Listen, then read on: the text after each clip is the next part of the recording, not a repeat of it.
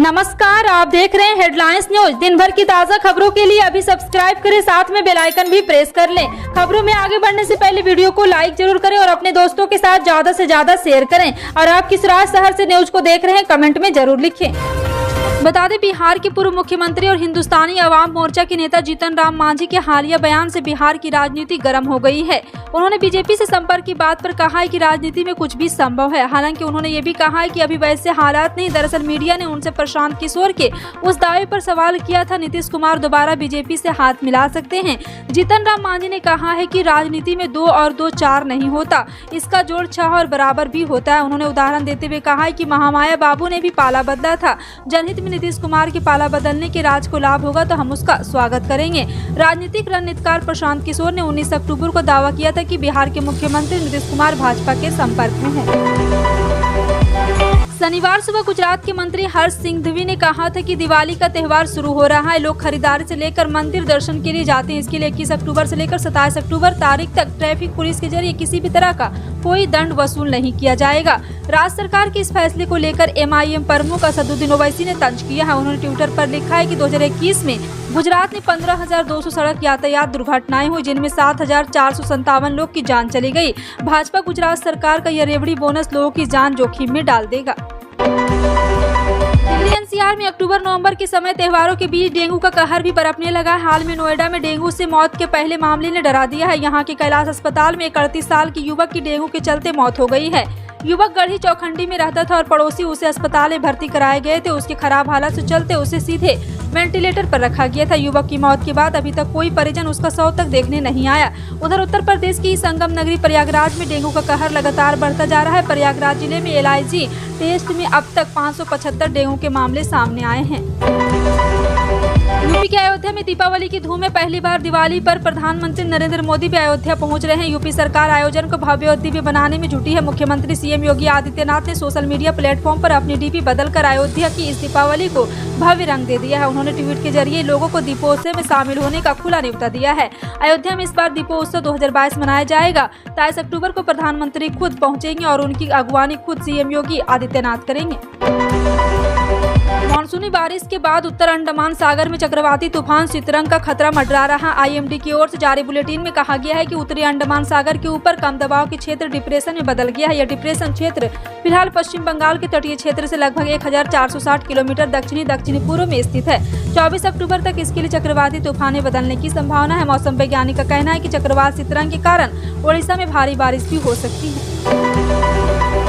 घरेलू बाजार की सबसे बड़ी एयरलाइन कंपनी इंडिगो ने अपने पैसेंजर के लिए दिवाली से ठीक पहले ऐलान किया है। कंपनी ने बताया कि वह गुरुवार को 8 नई फ्लाइट को संचालन का ऐलान किया। यह फ्लाइट 4 शहरों में आपस में जोड़ेगी। इन 8 फ्लाइट में से 4 फ्लाइट का संचालन 30 अक्टूबर से शुरू हो जाएगा। वहीं बाकी 4 फ्लाइट का संचालन 1 नवंबर से किया जाएगा। इस मामले पर जानकारी देते हुए इंडिगो ने इस सभी फ्लाइट्स को टाइम टेबल और डिटेल को शेयर किया है। 3 तलाक, हलाला और हिजाब विवाद के बाद अब मुस्लिम लड़कियों की शादी की उम्र को लेकर बवाल मचा हुआ है। मुस्लिम पर्सनल लॉ में निर्धारित शादी की उम्र को लेकर विवाद सुप्रीम कोर्ट पहुंच गया। सुप्रीम कोर्ट के जस्टिस संजय किशन कौल की अध्यक्षता वाली बेंच 7 नवंबर को मामले पर सुनवाई करेगी। दरअसल सोमवार को सुप्रीम कोर्ट बाल अधिकार संरक्षण राष्ट्रीय आयोग यानी कि बाल आयोग की उस याचिका पर सुनवाई करने के लिए तैयार हो गया, जिसमें पंजाब हरियाणा हाईकोर्ट के एक फैसले को चुनौती दी गई है। जम्मू कश्मीर के उपराज्यपाल मनोज सिन्हा ने जम्मू कश्मीर आरक्षण अधिनियम के तहत 15 नए वर्गों के शामिल करके सामाजिक जाति सूची को फिर से बनाने का आदेश जारी किया। सूची में नए वर्गों में जाट, पश्चिमी पाकिस्तानी शरणार्थी, गोरखा, बागी, पोनीवाला शामिल है। जम्मू कश्मीर सरकार के आरक्षण नियमों के तहत सरकारी नौकरियों में सामाजिक जातियों को 4% आरक्षण है। जम्मू कश्मीर सामाजिक और शैक्षिक रूप से पिछड़ा वर्ग आयोग की सिफारिश पर सामाजिक जाति सूची को फिर से तैयार किया गया। इसे 2020 में जम्मू कश्मीर सरकार ने गठित किया था।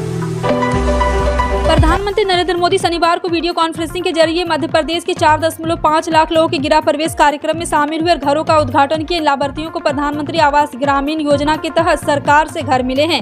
इस मौके पर उन्होंने कहा कि कोई कितनी भी हमारी आलोचना करे, हम काम करते रहेंगे। पहले टैक्स पेयर को लगता था उसके टैक्स को फ्री की रेवड़ी बांटी जा रही है। उन्होंने कहा है कि इस तरह के काम को देखकर देश के टैक्स पेयर भी खुश होता है। बहुत सारे टैक्स पेयर ने मुझे पत्र लिखे। उन्होंने कहा है कि 4.5 लाख भाई बहनों के लिए नए जीवन की शुरुआत हो रही है।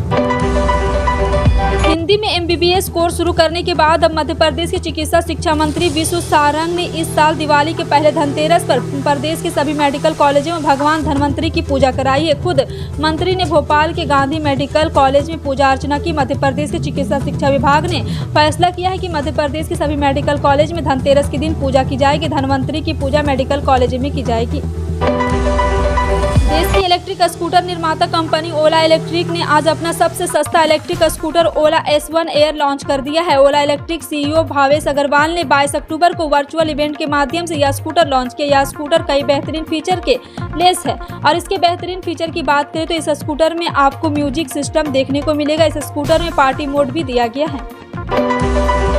उड़ीसा सरकार कोलकाता से पूर्व मुख्यमंत्री बीजू पटनायक के प्रतिष्ठित डकौता विमान की राज्य में लाने की तैयारी में। एयरपोर्ट अथॉरिटी ऑफ इंडिया ने इसके लिए राज्य में एयरपोर्ट पर 1.1 करोड़ जमीन मुहैया कराने की मांग को सहमति दी है। एक वरिष्ठ अधिकारी ने बताया, पिछले 2 साल में विमान को उड़ीसा ले जाने की कोशिश चल रही, जिसके चलते टेंडर भी जारी किए गए, लेकिन कोविड की वजह से इसे टाल दिया गया था। उड़ीसा गृह विभाग के अधिकारी ने बताया कि प्रशासन अब विमान को राज्य में वापस लाने के लिए पूरी तरह तैयार है। महाराष्ट्र के 20 लाख युवा नौकरी के इंतजार में बैठे थे। उन्हें आशा थी कि अब तो कोविड भी आ गया था। जी हां, आपको बता दें कि ऑफिसेस खुल गए, सारे संस्थान खुल गए, रोजमर्रा की जिंदगी पटरी पर है। अब उनका भविष्य भी पटरी पर आ जाएगा, लेकिन महाराष्ट्र सरकार ने उनकी उम्मीदों पर पानी फेर दिया। शिंदे फडणवीस सरकार ने जिला परिषदों में 13,514 खाली पदों की भर्ती प्रक्रिया रद्द कर दी है। राज्य सरकार ने भर्ती प्रक्रियाओं को लटकाए जाने और आरक्षण को लेकर कंफ्यूजन को रद्द करने की वजह बताई। जिला परिषद के ग्रुप ए में 18 विभागों के लिए 13,514 पदों की महापरीक्षा वेबसाइट पर 20 लाख से ज्यादा उम्मीदवारों ने अर्जी दी थी। बिहार में हर स्टूडेंट साइकिल से स्कूल जाएगा। दरअसल बिहार में सरकारी स्कूल में स्टूडेंट को प्रोत्साहित करने के लिए एक खास स्कीम चलाई जा रही है। इस स्कीम का नाम मुख्यमंत्री बालक बालिका साइकिल स्कीम है। इस योजना के तहत 9वीं क्लास में पढ़ाई कर रहे स्टूडेंट को साइकिल खरीदने के लिए पैसे दिए जाएंगे। स्टूडेंट को साइकिल खरीदने के लिए 3,000 रुपये मिलेंगे। यह गौर करने वाली बात है कि इस योजना का लाभ सभी वर्ग में आने वाले बच्चों को दिया जाएगा। उम्मीदवारों को इस बात की जानकारी दी जाती है कि साइकिल के लिए आर्थिक सहायता सिर्फ उन्हीं को दी जाएगी जिन्होंने सरकारी स्कूल में रजिस्ट्रेशन करवाया है। दिल्ली महिला आयोग की अध्यक्ष स्वाति मालीवाल ने उत्तर प्रदेश के मुख्यमंत्री योगी आदित्यनाथ को पत्र लिखकर गाजियाबाद सामूहिक बलात्कार मामले की उच्च स्तरीय जांच की मांग की है। साथ ही एक उच्च स्तरीय समिति गठित करने का अनुरोध किया। दरअसल आयोग के बीते दिनों GTV अस्पताल के एक स्टाफ नर्स से 181 महिला हेल्पलाइन पर एक कॉल आया था, जिसने बताया था कि अस्पताल में रेप का एक मामला आया है और उन्होंने आयोग के इस मामले में एक काउंसलर भेजने को बोला था। धनतेरस के साथ ही दीपोत्सव की शुरुआत हो गई। दिवाली के बाद छठ पर्व को लेकर तैयारियां भी की जा रही। इसी बीच नदियां, खासकर गंगा के बड़े जलस्तर के कारण छठ मनाने वाले कुछ चिंता थी, लेकिन अच्छी खबर यह है कि पटना में गंगा के जलस्तर में कमी आ गई है। अब छठ घाट तैयार होने लगे। छठ महापर्व को लेकर गंगा घाटों को तैयार करने का काम तेज हो गया है। गंगा के जलस्तर में कमी के बाद कई कच्चे घाटों की स्थिति सुधारने में भी जिला प्रशासन जुट गई है। देश की सबसे बड़ी टेलीकॉम कंपनी जियो ने आज राजस्थान के नौतद्वार शहर में 5G सेवाएं शुरू कर दी है। दिल्ली, कोलकाता, मुंबई, वाराणसी के बाद से ये 5वां शहर है जहां 5G सर्विस कंपनी के द्वारा चालू की गई। आकाश अंबानी ने सभी को दीपावली की शुभकामनाएं दी और कहा है कि देश के कोने कोने तक जल्द ही हाई स्पीड इंटरनेट पहुंचेगा। इसकी शुरुआत आज यहां से हो चुकी है। नाथद्वार के साथ ही जियो 5G सर्विस आज से चेन्नई भी लॉन्च की गई है। राजमंद राजस्थान का पहला शहर है जहाँ 5G सर्विस इस्तेमाल अब जियो यूजर कर पाएंगे। रायपुर में पिछले कुछ दिनों से गोबर वाले पेंट को बनाने का काम चल रहा है। इस दिवाली इसे लोगों ने खरीदा और इस्तेमाल किया। गोबर वाले पेंट को बनाने और इसे बेचने वाली स्व सहायता समूह की महिलाओं को भी दिवाली आर्थिक तौर पर इस बार अच्छी हो गई है।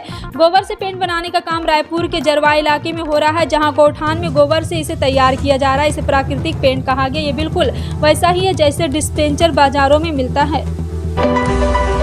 राजस्थान के मुख्यमंत्री अशोक गहलोत चिकित्सा क्षेत्र का राज्य सरकार की शीर्ष प्राथमिकता बताते ही कहा है कि इसके लिए धन की कमी नहीं आने दिया जाएगा। इसके साथ ही उन्होंने चिकित्सकों से अपनी मांगों को लेकर हड़ताल करने की प्रकृति से बचने की अपील की। गहलोत ने शनिवार को यहां सरकारी MSS अस्पताल में चिकित्सकों के साथ संवाद किया। इसके बाद संवाददाताओं से बातचीत में गहलोत ने कहा है कि चिकित्सा मेरी शीर्ष प्राथमिकता है, कोई धन की कमी नहीं आएगी, पर एक मेरी मांग है डॉक्टरों से कि वे कम से कम हड़ताल नहीं करेंगे। अक्टूबर के अंतिम सप्ताह में गुजरात विधानसभा चुनाव की तारीखों का ऐलान हो सकता है। सूत्रों ने बताया कि गुजरात चुनाव के लिए वोटिंग 2 चरणों में हो सकती है। पहला चरण नवंबर के आखिर में और दूसरा चरण दिसंबर के पहले सप्ताह में हो सकता है। सूत्रों की माने तो गुजरात चुनाव के नतीजे हिमाचल प्रदेश के साथ साथ 8 दिसंबर को घोषित हो सकते हैं। उल्लेखनीय है कि 14वीं गुजरात विधानसभा का चुनाव 18 फरवरी को समाप्त होने वाला है। इससे पहले 182 सीटों वाली गुजरात विधानसभा के चुनाव 2017 में हुए थे। भाजपा ने चुनाव में जीत हासिल कर अपनी सत्ता बरकरार रखने में कामयाबी हासिल की थी। राज और विजय रूपाणी के नेतृत्व में सरकार बनाई थी, लेकिन इस बार क्या होगा, कांग्रेस या भाजपा, ये तो देखना मुश्किल है।